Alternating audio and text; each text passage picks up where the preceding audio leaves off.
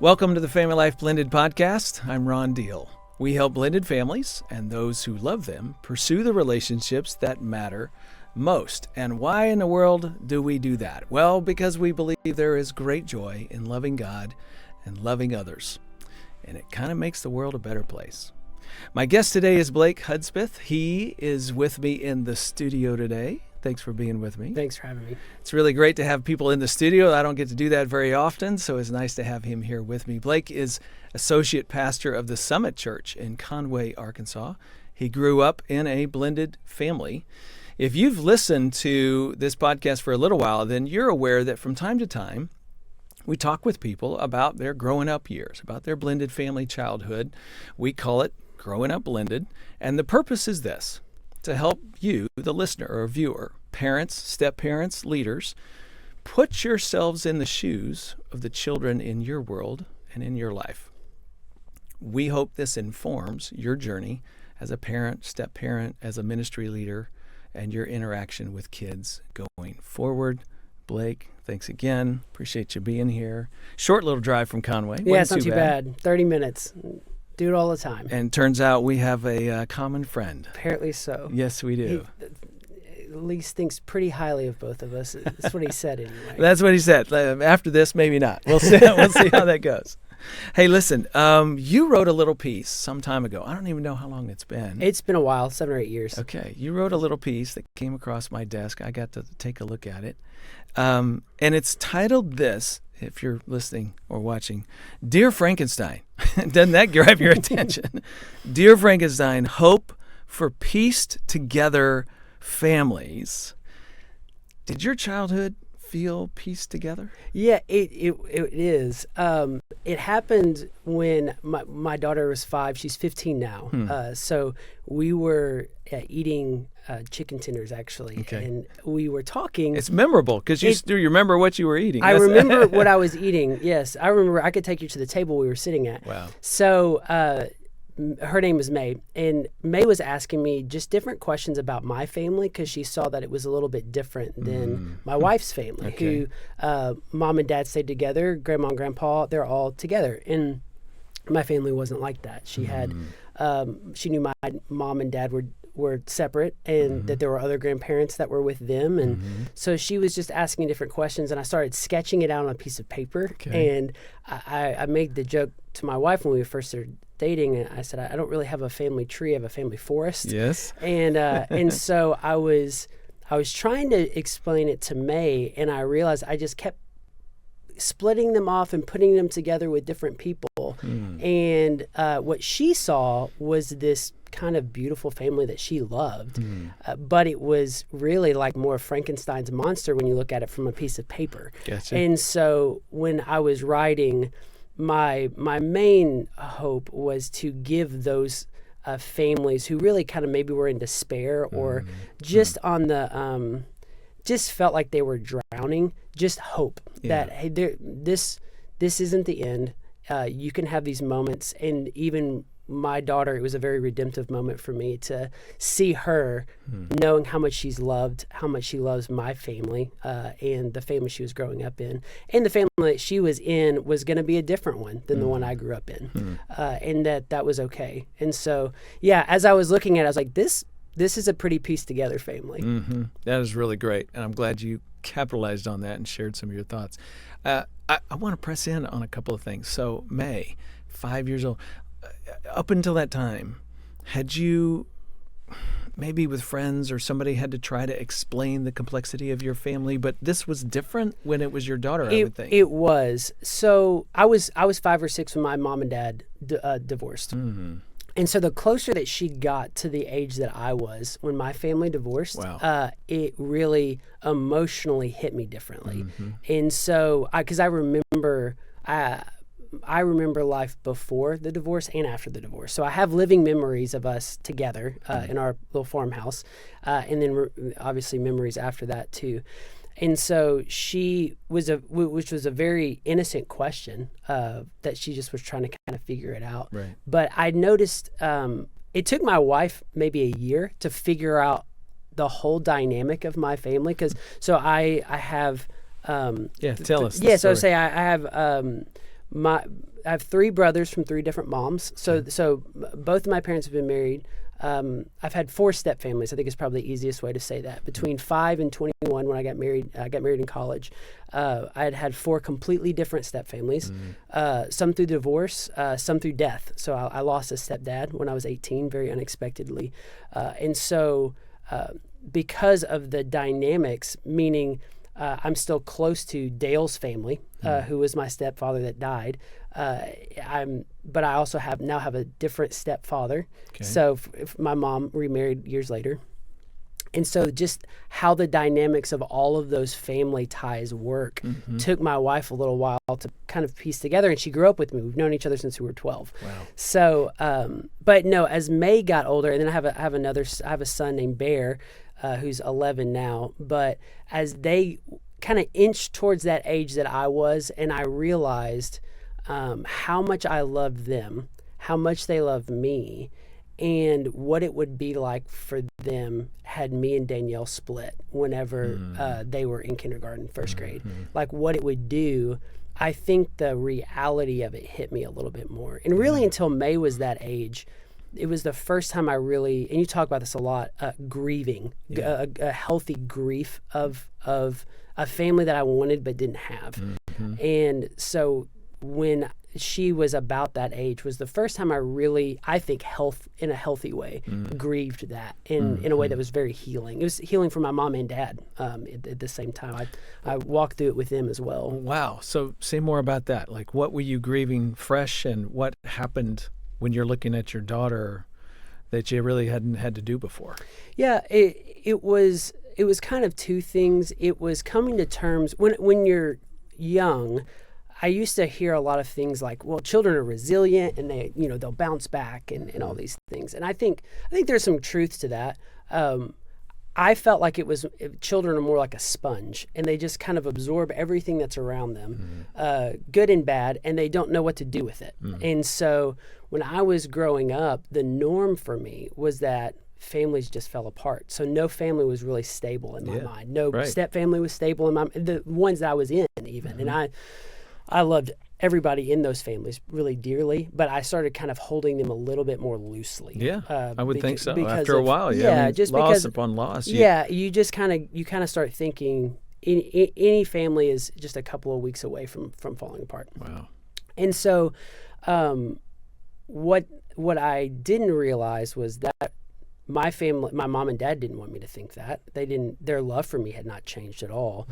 And until I got older and I realized what May was experiencing and later on what Bear was experiencing was really what in my heart of hearts, that's what I wanted to experience, and I never got to. Gotcha. And so I never let myself be okay with that, of admitting that. And so I was 25, 26, I was in seminary. I was up in Louisville, Kentucky, and I had realized even at that point in my life, the Lord was doing kind of a work in my life about forgiveness. And I realized I had said I'd forgiven my mom and dad for all of just the pain that I had experienced as a kid. And they were great.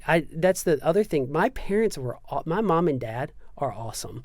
I have an extremely close relationship with both of them. And so, because it's easy to think, oh, well, his parents' divorce probably was super ugly. And it wasn't. And even today, they very amicable, talk very highly of one another and all of this. So, but one of the things they did really well was they always made sure I knew that nothing's off limits for us to talk about. Okay. And so I'd always told them, well, no, I forgive you guys and all this stuff. But I hadn't really. And I don't know if I really knew what I was forgiving them for until that season of my life. Wow. when I was really grieving not having this. And so I did. I went to both of them in different times and just told them that. And it was, for me, one of the most healing seasons of my life. One of the things I just want to say to our viewer and listener about this is it's sort of like another layer of forgiveness that you have to put on, because I heard you grieving something new in a fresh way. Yes. And that brought about this need to forgive this new thing, if you will. It from a timeline standpoint, nothing's new, but from a realization standpoint, you now as a young man, grown man, married, parent, all of that sort of makes you see and experience the past in a fresh way. Right. And so you have to wrestle with that. I'm curious, do you mind telling us, what is it that you had to say to them, to your parents at that season, to sort of to find the forgiveness or to be done with it? It's a good question.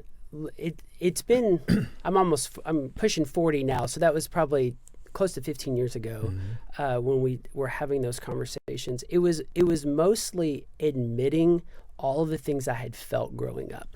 And it wasn't like, you're a terrible parent. And I wasn't a bunch of accusations. It was more of, I need you to know how this made me feel and that I don't want this to be between us anymore. Okay. And both parents took it differently. Their responses were both very positive, but their reactions were different in both of them. But I would say, again, both of them in very redemptive ways. What I realized, though, after that conversation was, in my mind, forgiveness was this one-time thing. And I think you said it really well just a moment ago. It was really more a new realization that I'm having to bring forgiveness into. And so from that moment forward, every Christmas particularly for me has always been difficult. And so forgiving them fresh every Christmas, forgiving them fresh when some sort of memory arises, or I get to hear about, I went to mom and dad's. And that's for me growing up, I remember my parents always saying, we want you to have some things that we didn't have. And so when I grew up, my dream was, I want my kids to say mom and dad. I just want them to be able to wake up on Christmas morning and say mom and dad. And what's been great is, since that conversation, those forgiveness conversations, but even as I was getting married, my mom and my dad and my step-parents, whoever they were at the time, knew that dream, and they were my biggest cheerleaders in it, of wanting that for me. And so it helped.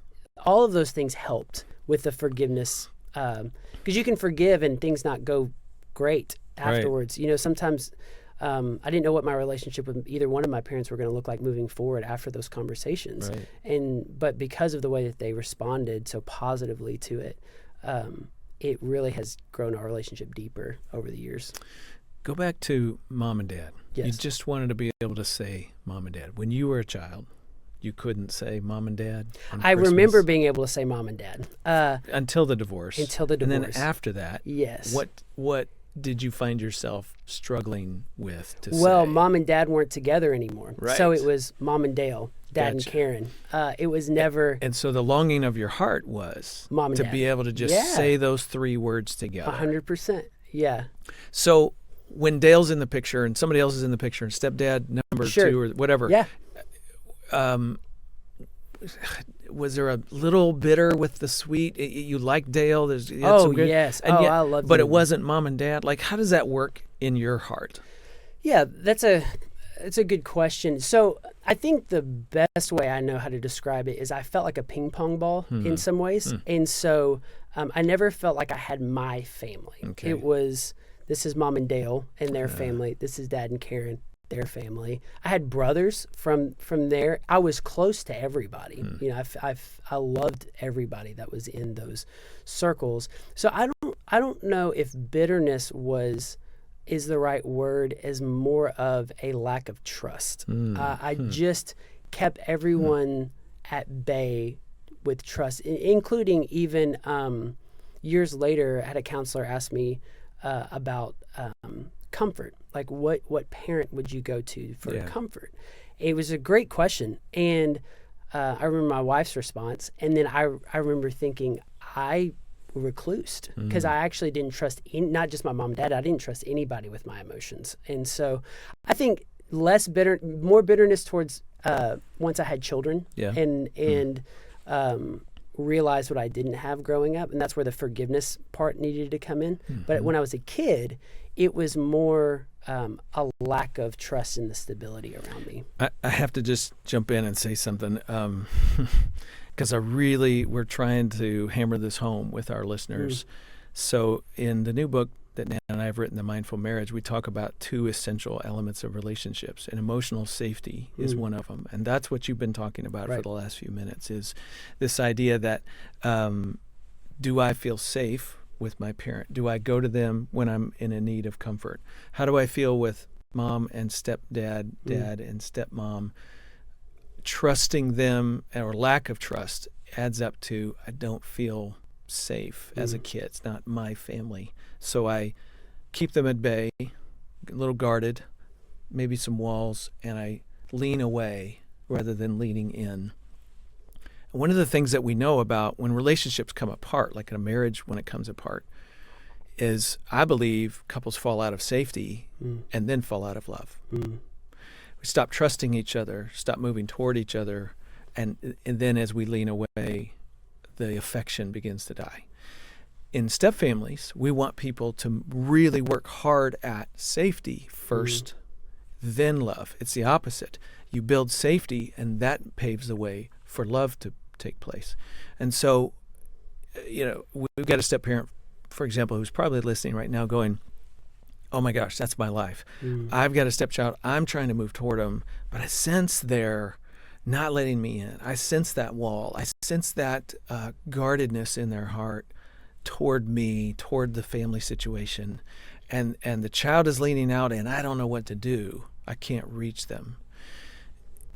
Looking back at your life, you got a thought or two about what would be helpful for that step-parent, and or what did your step-parents do right that was helpful for you? Yes, that what I would say, so when I was a kid, I'll just use their names because it's easier for me to talk about both of them. Dale was my stepdad that I had when I was a kid. Okay. So he died when my spring of my senior in high school, 20 years ago this month actually. And then Karen was my stepmom from about the same age, 10 to till I was older. How I would describe both of those experiences with my step-parents was I always felt like they were on my team. And so they didn't try to replace a parent for me. And they always spoke highly of, so Dale always spoke highly of my dad. Okay. Karen always spoke highly of my mom. Yep. Those get thumbs ups. Very, very respectful. In fact, I don't have any memory of either one of my parents saying anything negative about the other one in front of me ever.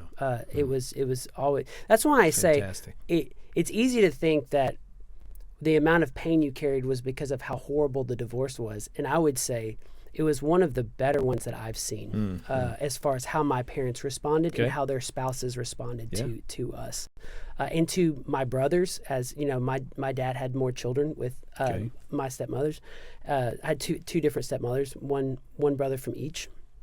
How my mom responded to those men now is just so positive. And so I always felt like Dale was on Blake's team. Okay. Karen was on Blake's team. Got it. And because of that, I trusted Dale with my life. I didn't trust he would be in my life all the time, which is what's interesting about it.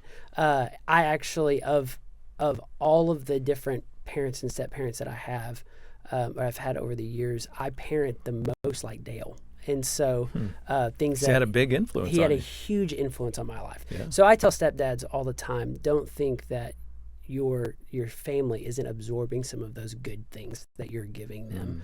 Even though you're not their dad, you don't know that they may raise their kids like you're raising them right now. And my stepmom, I didn't see as much because I saw my dad every other weekend and throughout the summer. But even then, she was juggling another blended family. My brother Bryce is from my dad's second marriage, and so she's really navigating two at the same time, and she did it with a lot of grace in when I was a kid. And so I would say be on their team. Just make sure you go out of your way to make sure that I'm for you, and you don't have to understand all the ins and outs of what they're feeling, and it takes time. The thing I like about that is that it shows yet the layers of complexity, because you felt like they were on your team, but you also within you had questions about how long they would be around. Correct. So there's even when they got it right, Mm-hmm. so to speak, there's just this piece of you that still wonders, because life has taught you can't really trust that things are going to last. Right. Relationships and families come apart. Mm-hmm.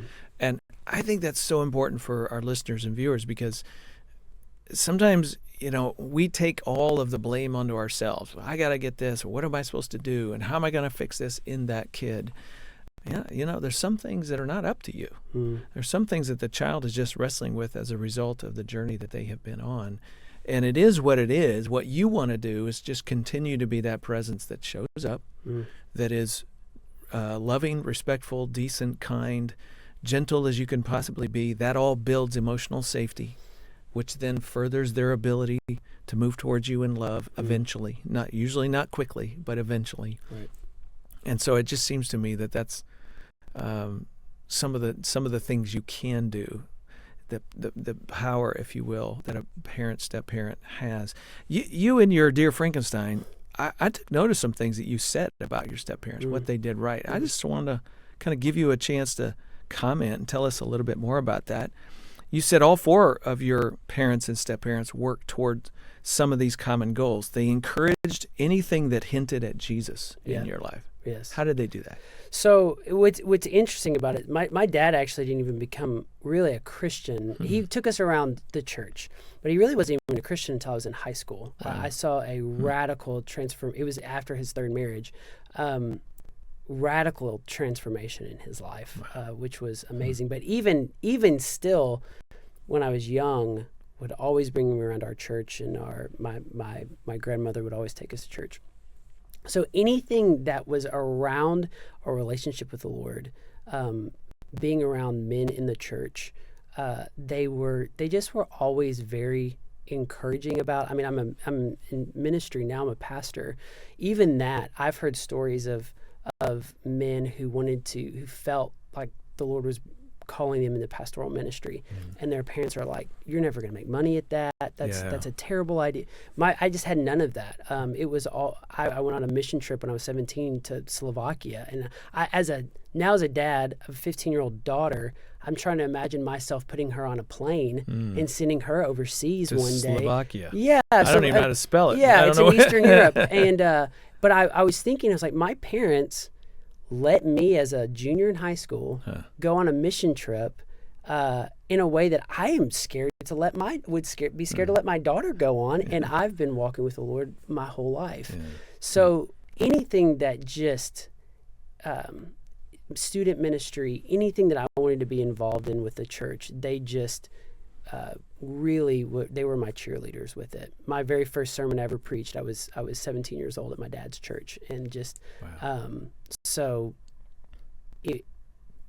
that is layered, and I would also say, because of that, I'm the biggest fan of the local church, because I think the local church gave me things that divorce never could take away from me. And so because my mom and stepdad put me around men and women of God, because my dad and stepmom put me around men and women of God, I got to see other families. I got to see how other families work. I didn't get to grow up with my dad as much, but I had men in my church teach me how to ask a girl out on a date. An example is Steve Graham, who's my father-in-law. When I was in maybe 9th grade, was in our student ministry, and he came and he spoke on the way that you treat women. And my ears perked up, because that's Danielle Graham's dad, and I went to school with Danielle Graham, and she's pretty awesome. So whatever he has to say, I'm going to listen to.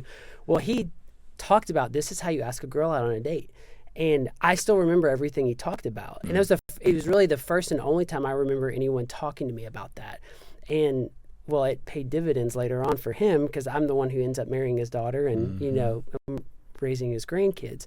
And so that was the type of relationships that I had in the local church. And very cool. All of my parents were just champions of that. That is very, very cool. We're going to come back and talk about ministry in a little bit.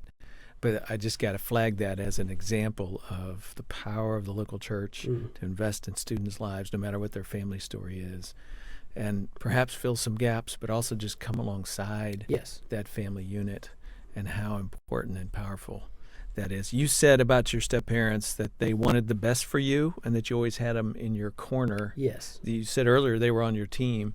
How did you know that they wanted the best for you? Can you think of an example or Yeah, story?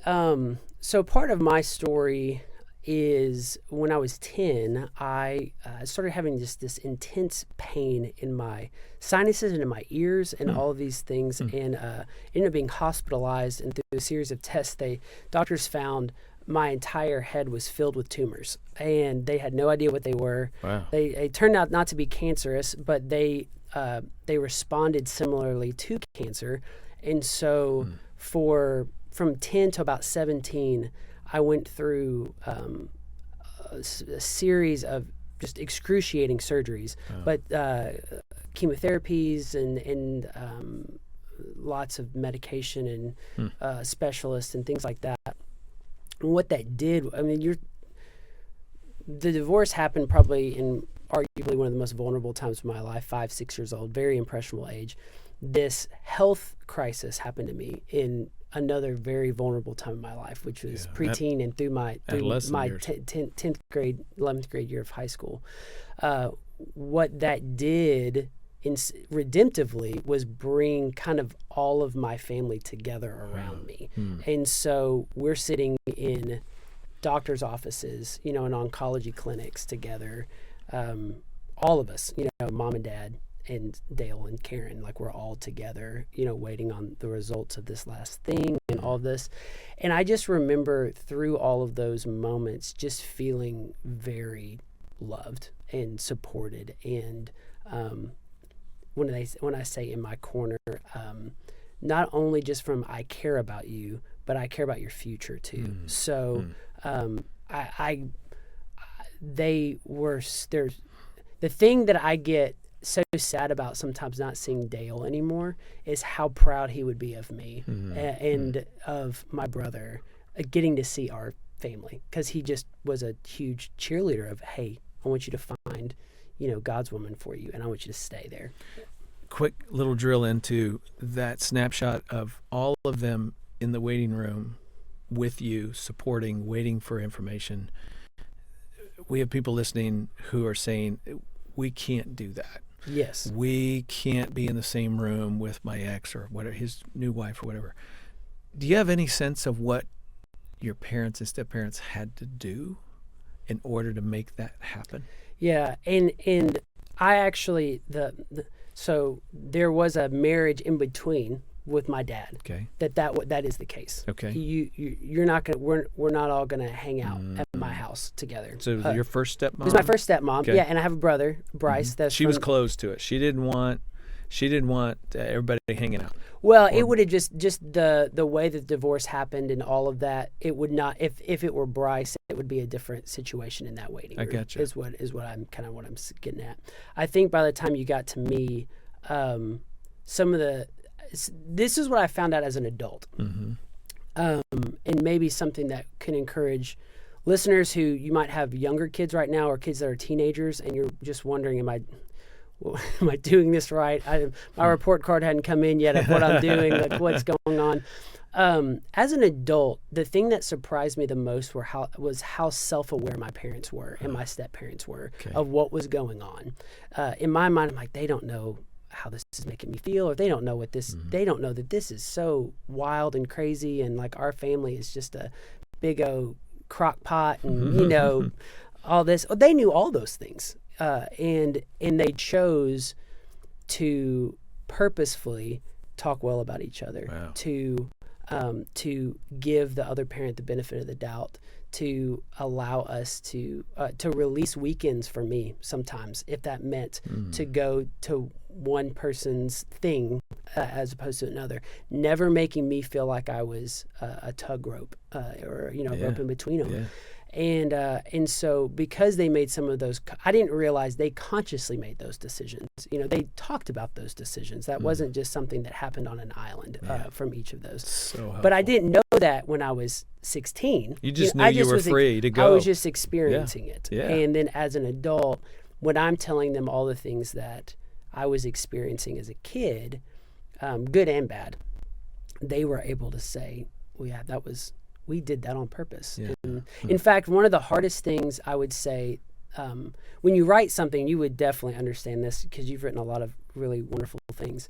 When you first give whatever it is you're writing to someone, it's a real vulnerable thing. Yes. And so you think, oh, I hope this helps you. I hope doesn't make me look like an idiot, and all these different things. The hardest thing I think I've ever done was giving that manuscript to my mom and dad and said, this will never see the light of day if you guys are not okay with this. And the reason was I thought this is going to shock you. Like my story is going to shock you with all of this. And not only did it not shock them, they were like, Blake, we knew all of these things and every person needs to hear this. And so just as I got older, what I wish my parents would have done is they would have initiated that conversation instead of me. Oh, interesting. If they would have initiated that, I wouldn't have felt so much emotional turmoil on whether or not I should talk about it. Yeah, by the time you get there, you're all keyed up, thinking you've got this big thing you got to address. Oh, and they've been living in it for 20 years, and my mom said one of the things my mom said that I thought was really helpful. When I was in that grieving season where I was forgiving, one of the things she said I thought was very insightful was, I just didn't know what age you were supposed to be when we were supposed to have this conversation. And I thought, that makes a lot of sense. Yes. Like it's not like, well, when you're 18, we'll sit down and have this conversation. For me, it was 24, 25. And so my thought was, if that would have been something that either one of them just said, hey, when he is this age, I'm just going to sit down and we're going to have a very honest conversation and just open that door for him. As I'm sitting here listening to that, you're right. Very insightful. And how would anyone know what the right time would be? And it makes me think that maybe what somebody could do is just signal that they're open to it. And in other words, sort of do a soft knock on the door to have that conversation, to say to a child, hey, look, someday you may want to know what all of this has been like from our side of, the situation. And you may want to hear more of the backstory. Right. And we're open to that. If you were, just to sort of softly put that out there to a child who just, at least they feel permission. Yes. And I think my dad layered those moments in with I always say, and I think I say this in that Frankenstein manuscript, which he was just clutch. He kind of he was able to make some clutch moments with me when I was young, and one of those was kind of layering in some of that of, hey, nothing's off limits. You're not going to hurt my feelings. Like, we can talk about these sort of things. So when I got to that point with my dad, it was a little easier. With my mom, I think my mom cared so much about nurturing me and being a rock that it was almost like she didn't want to make it feel like she had cracks in the rock, Sure. And what I didn't realize is she knew that the whole time. And so I think for her, it was harder to know. And I think that's a really great piece of advice. If she just would have said, hey, anytime you want to talk about this, just know I'm open to talk about it.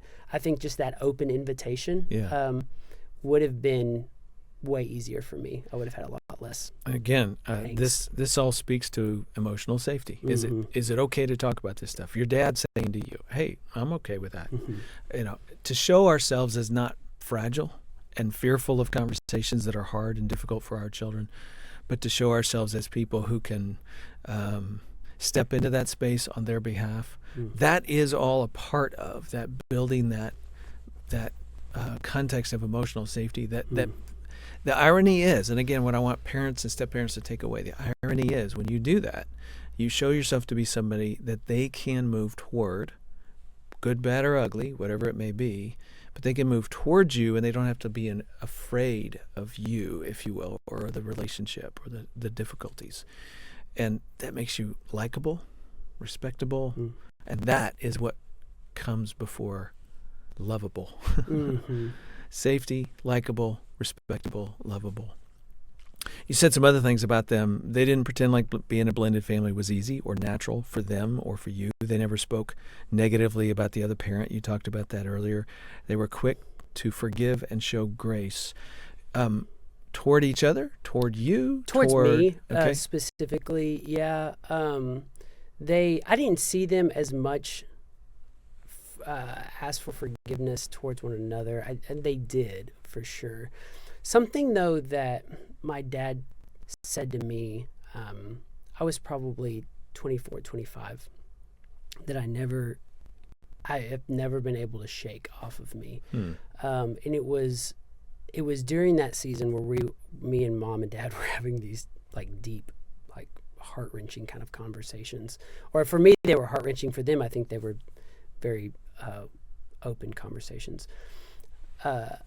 I told Dad, I said, I just can't imagine dropping May and Bear off with Danielle every other weekend. I was like, I can't imagine what that was like, but I also can't imagine getting into a place where I'm okay with that. And it was, and my dad was quiet for a moment, and he said, Blake, I think you just don't realize how deceptive sin can be. And it stopped me in my tracks. Wow. It stopped me in my tracks because I might not understand how that would happen, but I understand the deceitfulness of sin. And I understand what my dad was like when he was young. And the thought of, I might not go down this road, but sin is just as deceitful in my life. And so my dad was no stranger to grace, and my mom was no stranger to grace. So they didn't try to put on airs necessarily around it, because they knew we had front row seats to our family. We knew what life was like front and back and all that kind of stuff. And if they tried to pretend or lie... Oh, we could see right through it. Exactly. We could see right through it. But when Dad said that, to me, everything changed about even how I viewed not just forgiveness, but it humbled me big time. And he did not say it to humble you. Not at all. He said it out of humility. He said it out of humility. Yes. And it wrecked me. Yeah. Wow. And I imagine your respect for your dad went up. Oh, my respect for both of my parents out of that season skyrocketed. Skyrocketed. I think more of my parents right now than I've ever thought of them in my life. I ask for advice for them.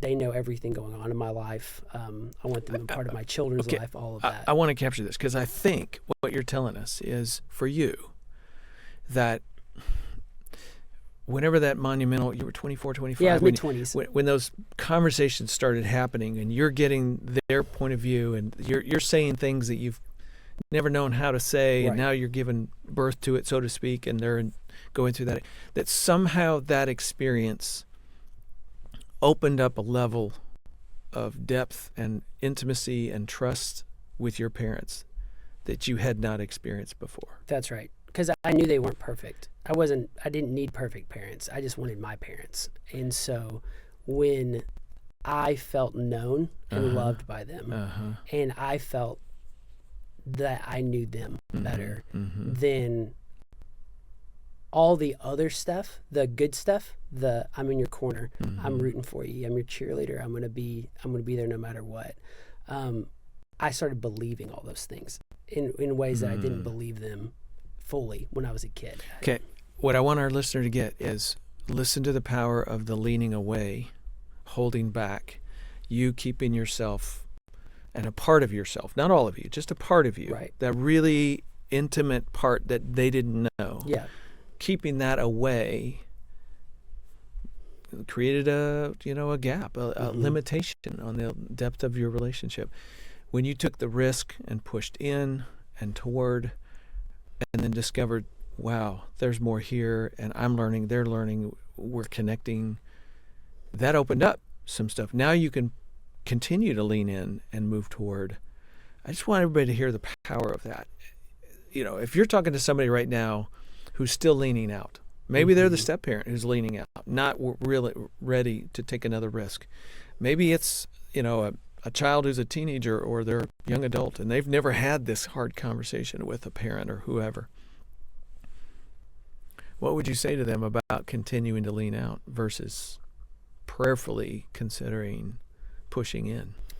Yeah, I would say two things. The first is it's never easy to share that like 5% that you've been keeping. It's easy to hear it from someone like me who's 10, 15 years past it and just looking at it and it's all great and rounded out. Rosy. And it looks awesome. I was having stress dreams, crying myself to sleep at 2:00 in the morning in these seasons of my life. This was a very difficult season of my life to get honest with myself about that 5%, but then knowing my relationship with my parents could change forever if I share this 5% with them, and being scared of that. Right. And the pain of not sharing that was greater than what would happen with their response. I can't spend the rest of my life faking it with my mom and dad. And so I need them to know this about me. And I don't know how they'll respond, but I know how they respond will probably dictate how the rest of our relationship will go in the future. So that is extremely angsty when you're walking in thinking that. And so to someone who is leaning away, I would say it is never going to be easy. That 5% is never going to be easy to share.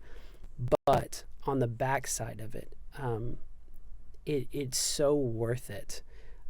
And it will never feel natural. That will never be I don't know if it's a human problem or if it's a childhood problem for me, but sharing that emotion, that last 5%, is not my default. My default is leaning away. So just because you do it once doesn't mean that you're gonna be able to do this and stay in that posture. You'll have to keep kind of moving forward. Such a good word. And I want our listener to know we're not promising that you would have the same outcome that he would have. If I was sitting with somebody who's wrestling with that decision, I would say, pray. Let's consider. Let's talk through. Let's think about where your parents are and whoever this person is you need to approach where you are. Come with low expectation. Let's be realistic about what you should expect the response to be. What you're going to try to do is be as loving and kind with your approach and your words as you can possibly be. Those are the things you can control in this situation. Right.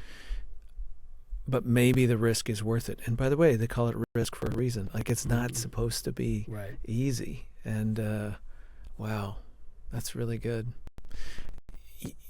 We'll talk about ministry in just a second. Last question. You happened to mention as we were giving you a quick little tour around our office that you saw the Smart Step Family sitting on a shelf, and you said you cried reading through that book. Yeah, I cried every time I picked it up, I started crying.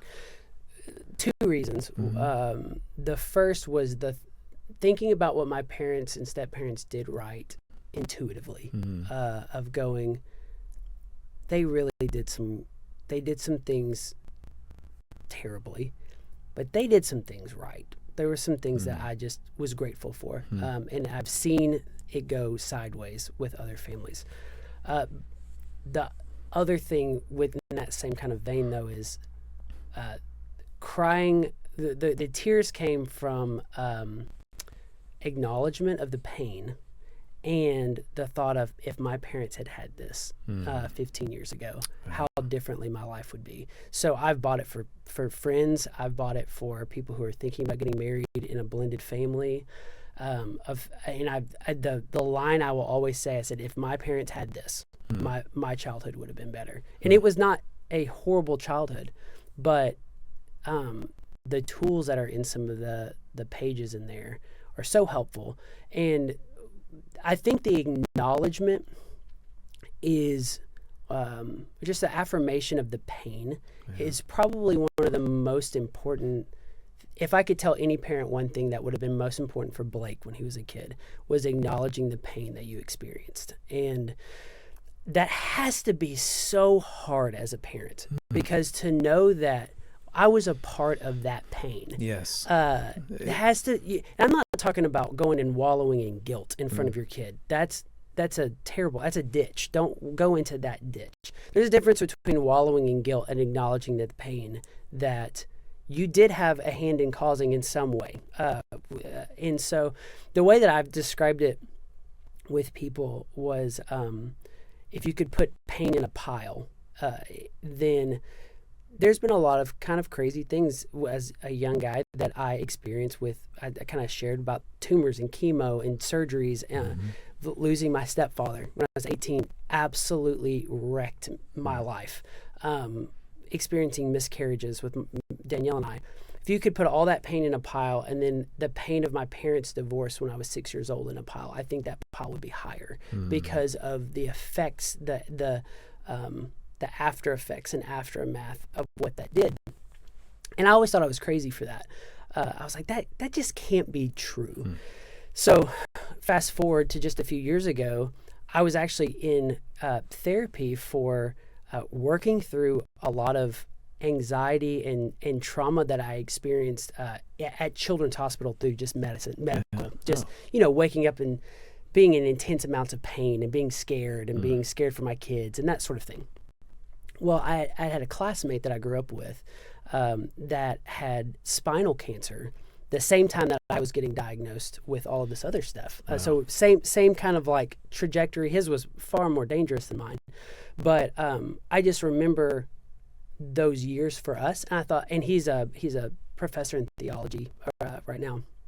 And I thought, I need to reach out to him and just say, hey, as a Christian now, as a father, you have family, you have children, you know what it's like to go through these kind of scary medical things.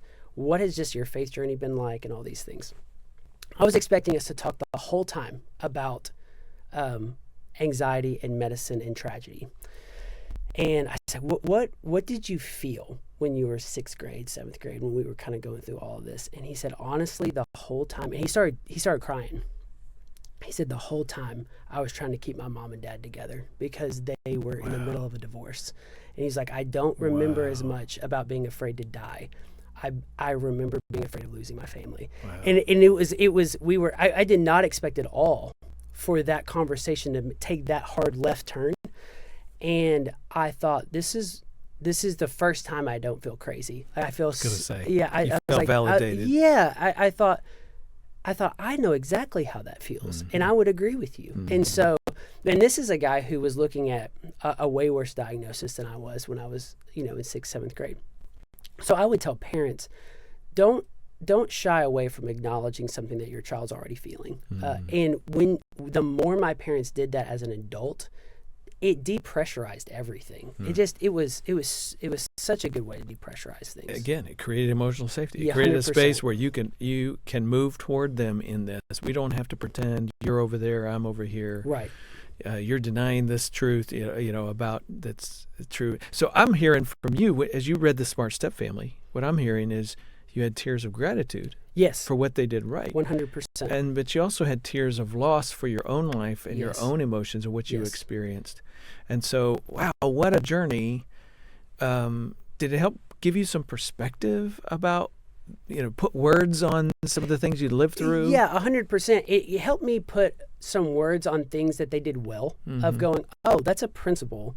I wouldn't have known how to say it that way, and I wouldn't have known how to incorporate that like they did. But that's what was going on. It gave some handles for validating, acknowledging, putting some good boundaries in place in your home, just some good foundational things that I thought some of these were present and some of these weren't. Yeah. And it helped. It gave me hope for blended families. Like it just that the Lord can redeem all of this stuff. Even though every relationship's different and every blended family is different and every member of a blended family's relationship is different, it still can be redemptive. The church.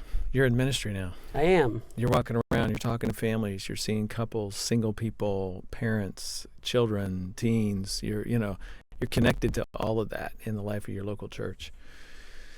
What do you think the church is doing well when it comes to being a blessing to blended families? And what do you think we should be doing? Boy, that's a great question, and there's probably a long answer to it. But so what my local church did well. So I'm actually a pastor at the same church that I grew up at, which is what I love to tell people is I don't have a lot of empathy is the wrong word. I don't understand when someone explains church hurt to me. Okay. You know, my church hurt me, and all that. I can understand from a sense of like, I bet that's true. That sounds terrible, but I can't understand it from a sense of that's what I experienced. Mm-hmm. In fact, whenever I became a pastor, I've been a pastor for about 17 years. And I got to go behind the curtain and really see how it's all done. You know, it actually was sweeter. I realized I actually liked it better than I even did as a member of the church. So I want to say first, my local church loved me really, really well. I think one of the things that they probably missed was they probably saw Blake as Dale and Holly's son. And so it was as if they only knew 50% of Blake. Because your identity was not necessarily only limited to Blake and Holly. And so as they got to know me, I'm like, I have a whole family in DeWitt, Arkansas that is a farm that's been in my family for over a century. Wow. And that's like I used to tell people when we turn back into dust, that's the dirt I'm turning into is the soil in Arkansas County. That's who I am in my bones is that. And so there is a separation that it's not like the whole church needs to know everything going on down there, but it was in their minds. It was this is their nuclear family, and because that's all they saw. That's all they saw. So just to be aware of that, be aware that I think that's so good. That step families just have lots of different dynamics, and kids can feel a little disoriented in those situations. I never felt like my parents, in either case, had scarlet letters put on them by people, that they were treated with grace and kindness. I know that that's not true of everywhere, and I just know that if it can be true in my sense, it can be true in other people's sense too. Like they can experience that as well. So there are churches that do that. What's interesting is I feel like there may be better resources right now than have ever been in the local church for how to build a healthy step family or a blended family. And I think it's the least talked about thing right now. And so I think if the local church needs to do anything is to talk about it more. And it might be out of fear that you're promoting divorce, and that's not how it works. No, and blended families don't always come from divorce. And so, you know, what I've always responded to people who say, well, are we condoning or somehow promoting divorce? I've thought, who do you know who's happily married who you will convince to get divorced? Because you talk about absolutely nobody is going to do that. Nobody. That's right. And so I think just maybe even incorporating that in our language as we talk about just different types of families. It helps for me. Me and our lead pastor, we both come from blended families, so it feels very natural for us to talk about that. Yeah. For me, growing up, it was weird to see a family who had not been divorced. It was so, yeah. I gravitate to kids. If you ask me, as far as the local church, I just gravitate to their kids because I know what they're going through. Yeah. And I'm sure you do. You have a sensitivity to it that most people simply don't have. And I love that.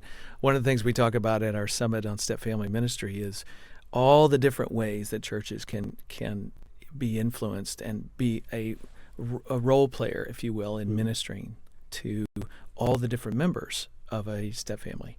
So children's ministry programs and student ministry programs to ask about.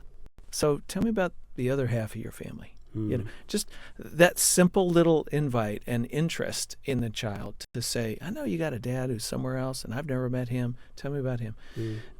What's it like when you go over there? Like just that level of, what that would have done for you to open that up. Children's programs that are mindful that sometimes parents are making their visitation swap at Sunday school, or on Wednesday night or at the youth program.